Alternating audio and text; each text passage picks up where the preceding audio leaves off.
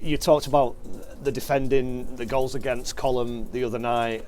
You don't have a lot of time. You don't have sort of an infinite amount of resource to sit there and go through it. What can you do in the space of 2 days between games to try and address this situation? You just got to keep working hard. It sounds simple, and it's not an easy fix, you know. And you can't fix luck. And if you know, we've lost the game 5-1 on Tuesday, and yet if you watch up to their goal, I'd say we're the better team. If you watch how their goals come about, the lad's done well. Nathan Holland's done well to spin Yabs, ran away from him. Yabs has closed them back down. Ross is trying to show him down the side of him so he doesn't have a shot. Yabs gets back and tackles him. Ross is already turning to show him down the side. It hits Ross on the back of the heel as Ross has got his back to him to run him down, and just falls. It may as well have had jam and cream on it and a couple of strawberries. It couldn't have felt any better for him. Now, you can't legislate for that. You can't plan for us as an attacker, and you can't plan for us as a defender. Things like that happen, and you've just got to hope that they don't happen too often. And then you've got to stop the ball coming into your box to try and alleviate them problems. So the second goal, we could close it down better, and then we've got to deal with the ball coming into the box, which we didn't. And then away from home, you probably lost the game at that point, 2-0 down. Having said that, we got back into the game really well, scored a perfectly good goal, and then, you know, we have the ball in our own half, we pass it to them, we don't follow a runner, the lad scores quite easily, and then the game is over. But lots of things could have changed that could have made that game totally different. It didn't, and we've got to try and adjust the things that we're doing wrong and try and put them right, and we can only do that watching on the video and then going onto the training pitch and trying to practice and trying to put ourselves into areas where we get into the right position quicker, more often. And that's something that, you know, we've got good coaching staff here. We've got very good coaching staff that people don't give us credit for, and that's what our jobs will be this week. And then hopefully, you know, we've got a boy in Ipswich coming here on Saturday, but we love playing at home. We've got a good home record and we love playing the big teams, you know. Is it concern that 1 becomes 2, 2 becomes 3? I know how unhappy you were in the Wigan game to concede a 4th goal. That's doing real damage to your goal difference, isn't it? Of course it is. Of course it is, and it's always a concern when you concede goals. And you know, if you think about from the start of the season, we've had 2 of our main defenders out of that side already, with Cameron and Harvey Rodgers. So it's not ideal, but you know, we weren't getting carried away when we were second in the league and we'd won 4, and we're not going to get carried away because we've lost a couple. You know, we're desperate to try and win again. You know, everything that can conspire against you has at the moment, and is continuing to do so. But what's the alternative? Just give up? Well, we're never going to do that, so we'll give it our best shot and see where it takes us. You mentioned the coaching staff there and the work that goes on the training field. Does some of that need to be passed on? Do some of the players out there on the pitch have to kind of do that job on a match day when they've gone over the white line? Well, you can lead the horse to water, but you can't make it drink. You can only show them. And then, you know, I spoke about this after the game on Tuesday. You know, we look back in the post-match at the 12 goals that we've conceded in the last 3 games. And out of them, there's been 9 individual mistakes by different people. So you can't cut that out, because you can't cut out 9 players out your team.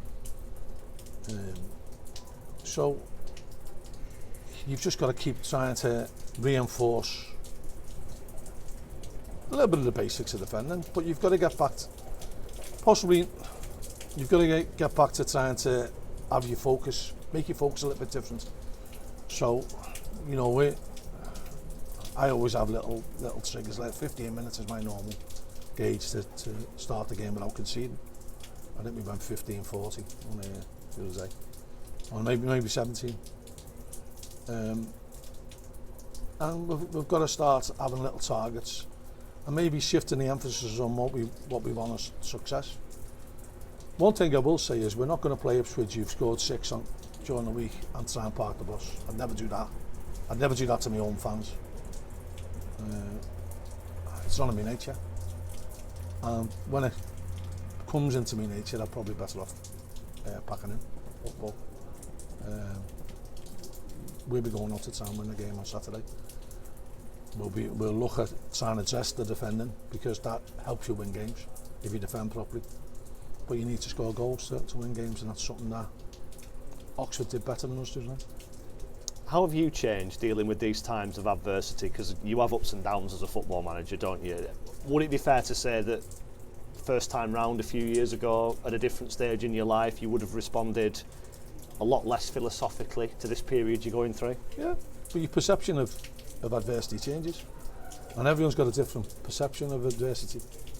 You know, I could be in a hospital ward now on a ventilator, fighting for my life. That's probably adversity, isn't it? So, you know, we don't want to lose games. We hurt when we lose games. We hurt when we concede goals. But we've got to put things into perspective. And just as we don't get carried away when things are going right, we're not going to get carried away when things go badly. We'll try and address it, and we'll try and stop it. And I'd be lying if it doesn't say it doesn't mean a lot to me, because it does. And anyone who knows me knows how competitive I am. But you've got a life to lead, and you've got to live it time. You know, try and not let it impact too much in your life, and not let it cloud your judgment.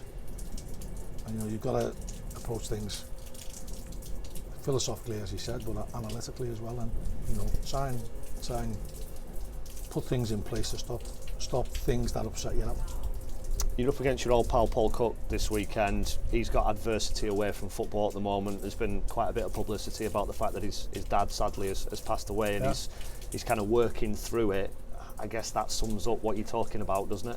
Yeah, it does, and you know, it's difficult. I know I spoke to Paul a couple of times over this. I was at the funeral as well, and you know, Chris, lovely fella, proper gentleman, great footballing person in Kirby, where we all grew up, me, Jimmy, John Doolan. And you know, people like that will be sorely missed. And I know it'll be hard for Paul. It is hard. And one of the beauties of our game is football can be a massive distraction, and it can take your mind off things for a short period. And as Paul will find out, like I found out with my dad died, time becomes a healer. And you know, there'll be a period of time when he can think about his dad and smile instead of think about his dad and cry. And that's, you know, I know from my own feelings about my own dad that, and speaking to him, his dad would have wanted him to carry on and do really well. You know, there'll be no one as proud as what Paul's achieved as his dad. And it does make you realise that he is more to life than football. Does it make it especially difficult, that kind of switching from knowing somebody really well and having that great relationship before a game to I want to beat you, or is that very established because you've known each other so long? Well, you don't get many of, like, I mean, obviously the last two home games have been against two former players as managing, but you don't get many where that happens. So, and you know, you have a mutual respect for each other. You know, I mean, Paul knows all our staff, we know all their staff. You know, probably all their staff have played for Accrington. And you know, it's not like a grudge match, so to speak, but you tend to keep, like, I spoke to Paul today for the first time, I was on a podcast, but you know, historically when we've played each other, we don't really speak that week, and then, you know, we'll have a drink after the game. It's good, I think it's good, you know. I think it's good that so many people that you know from the same area are involved in football, and you know, you look at the lads who are managing in League One alone from Liverpool, you know, Paul, Carl Robbo, Lowy, Ryan Lowe. So, you know, it's good that you know, people of our area who've all played with and against, you know, are having some kind of success in management. And as far as Ipswich is concerned, football-wise, they made a dreadful start, didn't they? They were down there towards the bottom. Recent weeks, things have changed. Is that inevitable with the signings they've made and the quality they've got? I told them 6 weeks ago they'll get it right for when they play us. Listen, they've got a good side, and you know, probably early on in the season was a good time to play them when they're all starting to gel. But you have to play it. You don't have a choice on when you play someone. You don't have a choice of how they play. So you've got to play everyone at some point this season. So, you know, you have to bring it on. And I just know that when we get it right with a good side, and, you know, we've let ourselves down a little bit in the last couple of weeks. We've had no luck. You know, 2 goals on the bounce being disallowed Saturday, Tuesday, which have been, you know, everyone can see the good goals. But you've got to keep working hard to make your luck change. And you've got to put yourself into areas where luck can affect you positively rather than adversely. Anything to report personnel-wise? No, not really. But we were hoping Dave Morgan would be back, but well, I don't know whether he's going to be fit for Saturday. But and you're still waiting for Joe Pritchard? Yeah. I mean, Joe's a big miss for us, just for his creative play. Now he gets us up the pitch. But we're not going to rush him. You know, Joe will come back when he's ready to come.